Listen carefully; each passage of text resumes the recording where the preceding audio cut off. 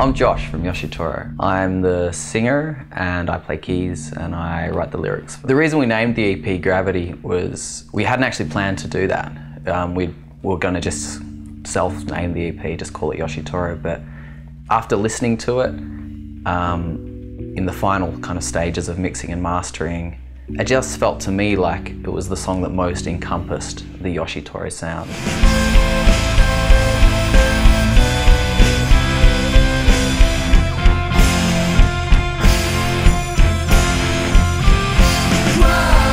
It's got 3 sections and I really like all of them. It's something we've really worked on as a band to develop them all so that they, even though they're quite different, they still do gel together.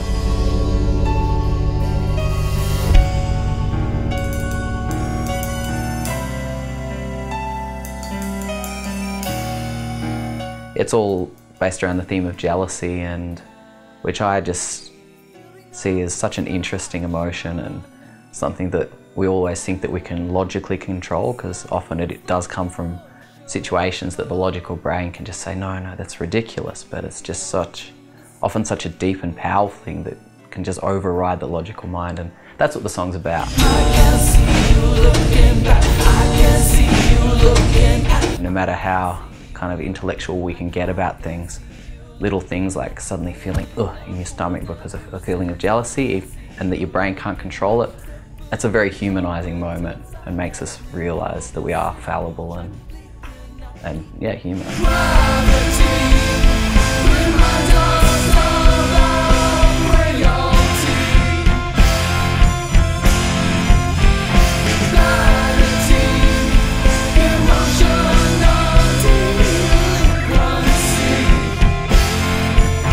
We ended up doing a lot of production to Gravity, and most of that came from Tom. Look, he just spent hours and hours and hours in his studio, and some of the things he came up with were just really creative, and it just made that song work. You know, we'd always liked that song and playing it live, but putting it into a studio and letting us really be a bit more creative and do some layering and play around with some effects and some things, that it just made the song what it was meant to be.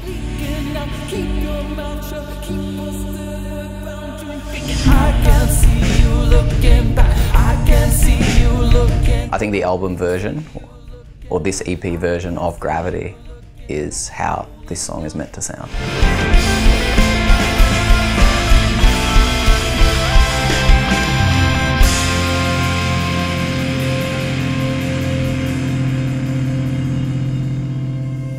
Awoken again, myopic explosion. She asked if she can be released again. Rachel is written about, I spent some time in a hospital ER a while ago, and there was a woman in the bed next to me, and I couldn't see her and I never actually met her. She was behind the curtains, obviously.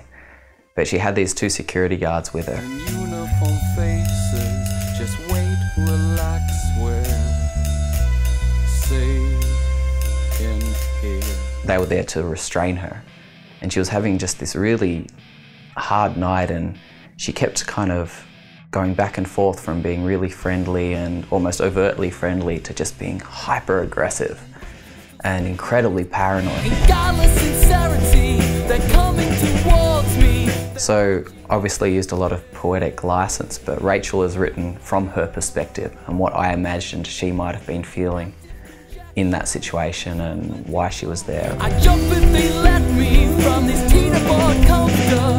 The edge can be barley, just listen. It's nice to put yourself into the perspective of someone else and try and feel those emotions that they might have been feeling, and that you can really kind of latch onto that when you are performing, and that's why it's one of my favourite songs to perform live.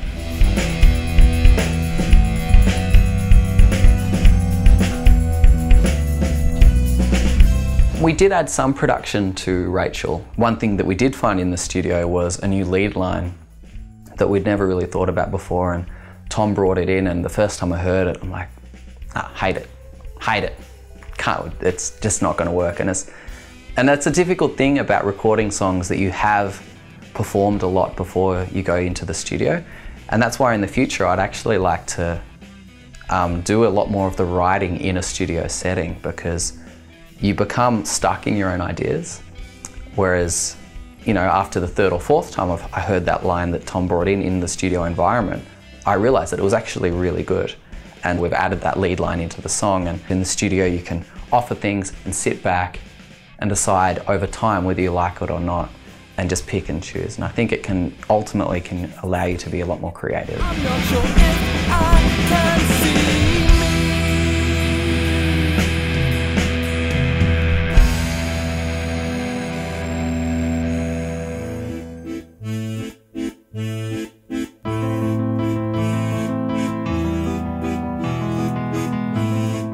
So I'm Adam, and I play the accordion in Yoshitoro, and I also wrote and sing the song Chomping at the Bit. Look straight ahead, blinkers on. I always wanted this song to be about animals. It's called Chomping at the Bit, but the structure of the song and the way the chords progress, it's got this whole, it's got a kind of almost drinking song feel to it. So that's what I was kind of going with, this kind of barroom, swaying, waltzing, drinking sound. Go for the soft underside, my claws are sharp, my teeth are white. What I decided was it was going to be a song about animals who are about to be sent into war, because I was reading up about, at the time, animals and how they were used in warfare. That was very exciting. A song about these animals kind of having almost a celebratory drink the night before they go to battle.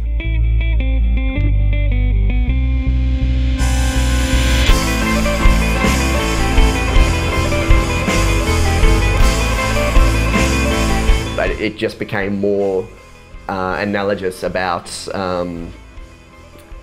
false praise and false flattery and being used and being convinced to do something that you know you don't want to do, but you do it anyway because of this false flattery. I think at heart that's what it's about.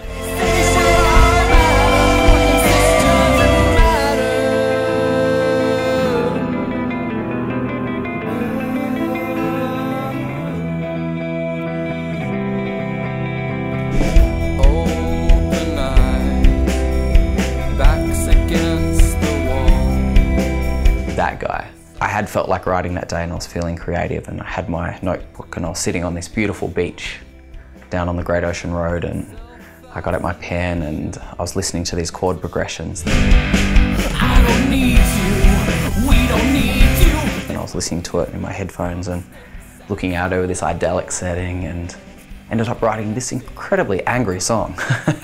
And it didn't suit where I was at all. We brought an antidote. I'd been up at the house this morning talking to my family, and we were talking about an article in the Herald Sun, and I just sat on this beach, and even though I had all this beautiful area in front of me, and that's where the line from that guy that somehow, somewhere, the sun is rising, perhaps this time we'll look away, and that was just about, there's this beautiful world that we're living in, but we get caught up in these petty little details that the conservative media just keep throwing into our faces, and that you forget that there's a big world out there and there's a lot more than that. But people get angry about, you know, immigration and all these issues that I find just frankly bizarre things to get angry about and worried about, when there's such, you know, that a country can show some empathy to some people as something that people get angry about, and I just find that just a bizarre state of affairs, really. Somehow, somewhere, the sun is rising. Perhaps this time we'll look away. I don't need you, we don't need you. This rock is built from sticks and stone.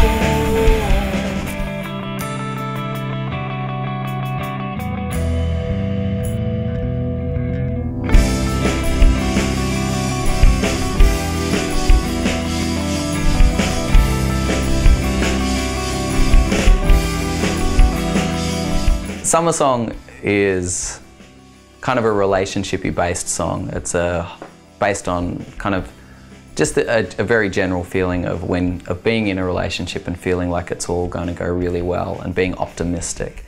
And then when it falls apart, sometimes that can come as a surprise. There was nothing we couldn't leap over. Loving nonchalance would crown our endeavors. It's ultimately a positive song because it's about kind of looking back and taking the positives, even though, you know, breakups and things can be so kind of tumultuous and negative and depressing. Going back and picking out what was good and concentrating on remember the good things, so that's what you can take into the future. Nothing has changed, but everything.